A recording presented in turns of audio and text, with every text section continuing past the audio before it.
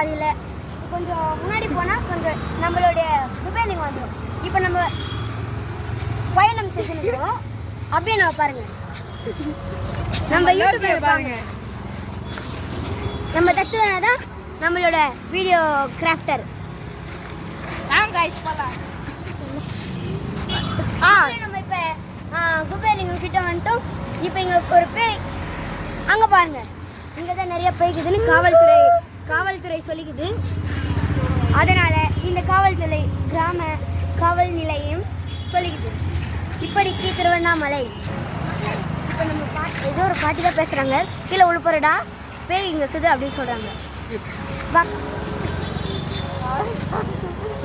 அந்த எழுப்பி மக்களே, இப்போ அந்த பாட்டி என்னன்னா சொல்கிறாங்க, நாங்கள் நம்ம குரூப்பே அழகாக்குறோமா அவங்க சொல்கிறாங்க.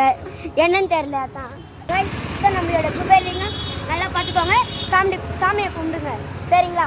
வாங்க நம்ம கொஞ்சம் நடப்போம். எல்லாம் பாருங்க காய்ஸ், எவ்வளோ மக்கள் இருக்கிறாங்க. நீங்களே கவனிங்க காய்ஸ். இந்த திருவண்ணாமலையில் ஒரு சாமி இதான் காய்ஸ், அங்கே பாருங்க காய்ஸ் எவ்வளோ மக்கள்னு பார்த்தீங்களா?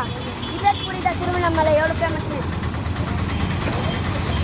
அங்கே இருந்தவங்க 3 பாட்டு வாங்க காய்ஸ்.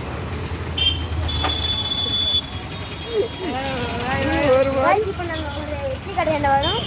அந்த இட்லி எல்லாமே நல்லா இருக்கும் மக்களே. அங்கே பார்த்தீங்கன்னா ஒரு இட்லி கடை இருக்குது. அங்கே குஸ்பு இட்லி சாப்பிட்டீங்கன்னா குஸ்பு போயிடலாம் மக்களே. அங்கே ஒரு சின்ன பையன் வரான், அவன்கிட்ட நான் கேட்போம். வாங்க.